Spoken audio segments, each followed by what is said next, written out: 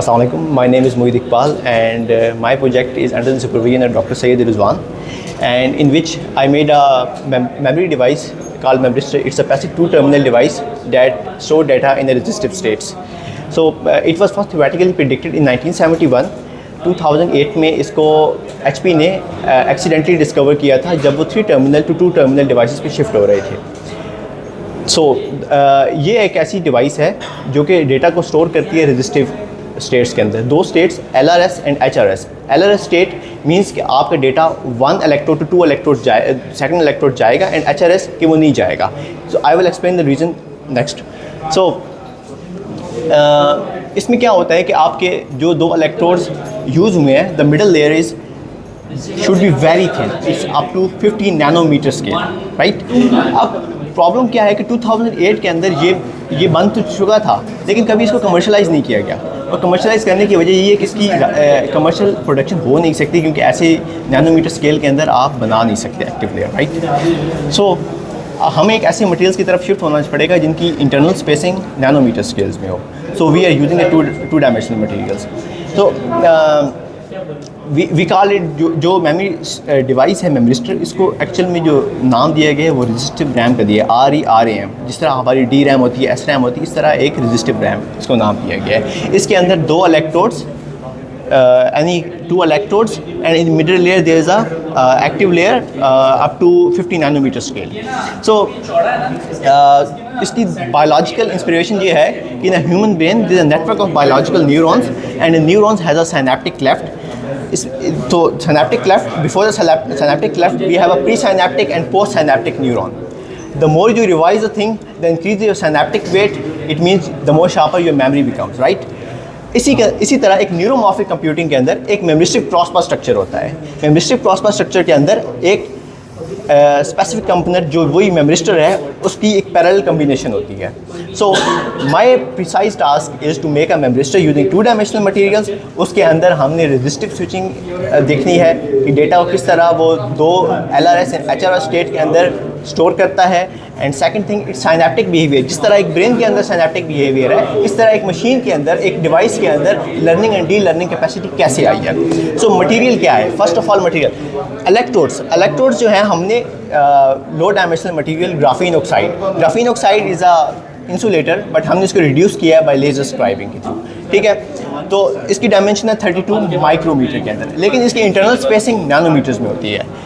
Active layer is a 3i3C2, it's a metal carbide, and इसको हमने etch किया है मैक्स फेज से, and then we thermally oxidise it ताकि हम इसको इंडक्टर बना सकें. इसकी भी internal spacing very less, up to 10 to 20 micrometer के अंदर होती है. So first laser scribing the reduce graphene oxide, then oxidising up to 4 different temperatures, vertical stacking and probe station के अंदर हमने डिवाइस की टेस्टिंग की. These are the device characterization, XRD कि किस तरह हमारी फेजेस चेंज हुए हैं, and this is the mechanism. So इसमें अंदर क्या हुआ है कि ये रिड्यूस ग्राफीन ऑक्साइड, दीज में TI3C2 था, उसको ऑक्सीडाइज किया, वो TiO2 बन गया. ऑक्सीजन बीच में आ गया. वोल्टेज अप्लाई करने के ऊपर ऑक्सीजन की भी आयंस ऊपर की तरफ ट्रैवल करेंगे. So we left the oxygen vacancies क्या होंगी कि एक पाथ बनाएंगे दरमियान में जिसके अंदर इलेक्ट्रॉन ट्रैवल कर देंगे. जो ही एक स्पेसिफिक वोल्टेज के ऊपर ये पाथ कंप्लीट होगा तो electron will transfer from this electrode to that electrode. So this is the LRS state, we call it 1 state, right. ये 1 बन गई आपकी. इसी को आप यहाँ पे 1 जाने के बाद अगर आप वोल्टेज को कम करेंगे तो वो ओमिक बिहेवियर आएगा. ये सारा आपका ओमिक बिहेवियर है, V directly proportional to I. And एक सर्टन, अब वो एक चीज़ आपने रिवर्स करनी है कि वो जो आयंस आए हैं उसको आप वोल्टेज, नेगेटिव वोल्टेज के ऊपर वही आयंस एक सर्टन थ्रेशोल्ड वोल्टेज के ऊपर अंदर दोबारा से जाने शुरू हो जाएंगे. तो हमारी जो फिलामेंटेशन हुई है वो ब्रेक होनी शुरू हो गई है. So we call it HRS state. So in a computer there are 2 states, 0 and 1. इसी तरह एक मेमरिस्टर के अंदर भी LRS एंड HRS स्टेट. इसके अंदर प्रिविलेज क्या है कि कंप्यूटर के अंदर जब हम वोल्टेज बंद करते हैं तो हमारी डेटा निकल जाता है, क्योंकि हमारी चार्ज, वो जो कैपेसिटर के अंदर चार्जिंग होती है वो ख़त्म हो जाती है, right. So when this comes, voltage हमने 0 कर दी लेकिन स्टेट LRS ही रही है. तो ये प्रिविलेज है कि हमारी स्टेट कोलैप्स नहीं होती इसके अंदर. सो दिस 4 डिफरेंट टेम्परेचर्स के ऊपर हमने स्टडी की और इसकी कंपैरेटिव एनालिसिस ये है कि the higher we go to the higher temperature the more oxidisation will occur and the better the switching is. जितनी अच्छी स्विचिंग और शार्प स्विचिंग होती है और रेशो एक HRS और LRS स्टेट के दरमियान जितनी अच्छी रेशो होती है उतना अच्छा हमारा डेटा मेमोरी बनता है और उतनी अच्छे डेटा स्टोर होता है।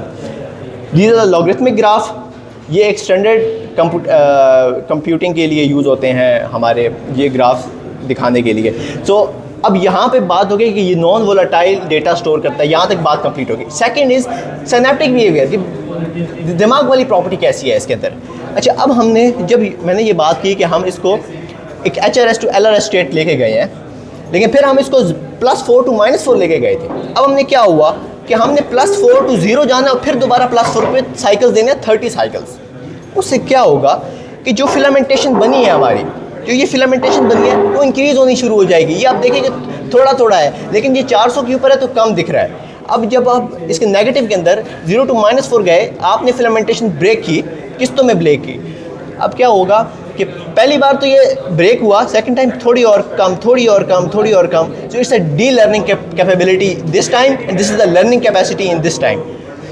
सो 700 के अंदर हमारी और ज़्यादा अच्छी स्विचिंग आई है, the learning capacity and the D learning capacity.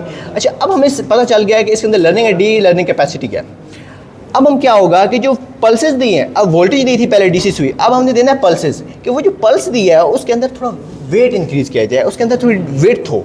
उससे क्या होगा कि हम थोड़ा एक्यूरेटली अपने एक रेफरेंस फ्रेम के थ्रू उस सिनेप्टिक वेट को ट्यून कर सकें कि वो कितनी इंक्रीज़ और डिक्रीज़ हुआ है उसके अंदर कंडक्टर्स को।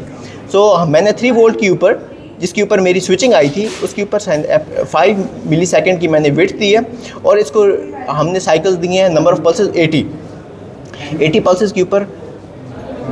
Potentiation, the increasing of conductance means कि हमारा जो फिलामेंटेशन है वो बढ़ रहा है। तो हम इसी तरह मैंने नेगेटिव -3 के ऊपर पल्सेस दी हैं तो ये हमारी फिलामेंटेशन कम हुई है। अच्छा, अब डिवाइस बन गई, सिनेप्टिक बिहेवियर भी होगा, चलेगी कितनी? नंबर ऑफ साइकिल्स इज़ 2000 कि हमारी इस डिवाइस तब तक हम ये डिफ्रेंशिएट ऐसे कर सकते हैं कि डिवाइस किस तरह अच्छी है। वो ये है कि हमारी 2 स्टेट कितनी इसके अंदर दरमियान में रेशो होनी चाहिए। फॉर कमर्शलाइजेशन हमारी ये रेशो 10 पावर 5 होनी चाहिए, ठीक है। हमारी है 3 × 10⁻²। So in the research phase we can expect this because we made through chemical composition method। हमारे पास ऐसे वो clean room environment नहीं है जिसके अंदर devices को बनाया जा सके। So for the research phase it's permissible। So 2000 से लेके हम इसको 4000 या 5000 तक भी जा सकते हैं, लेकिन मैंने 2000 तक शो किया क्योंकि यहाँ तक अच्छी आ रही थी। तो हम इसको और ज़्यादा रिवाइज करेंगे तो बन जाएगी। So this is my device and ये हमने 700 के ऊपर एक्टिव लेयर को हीट किया था। एंड ये आप नीचे देखें कि जो नीचे वाली जो इलेक्ट्रोड होता है उसको हम थोड़ा सा बड़ा बनाते हैं ताकि उसके ऊपर एक प्रोब्स की वो निब आ जाए एंड ऊपर सेकंड जो सबसे ऊपर जो टॉप लेयर है उसके ऊपर एक आ जाए। तो सेम जिस तरह बैटरी के 2 इलेक्ट्रोड के दरमियान में एक डाइलेक्ट्रिक मटेरियल होता है, इसी तरह एक मेमोरी के अंदर 2 इलेक्ट्रोड्स के दरमियान में एक इंसुलेटिंग मटेरियल है।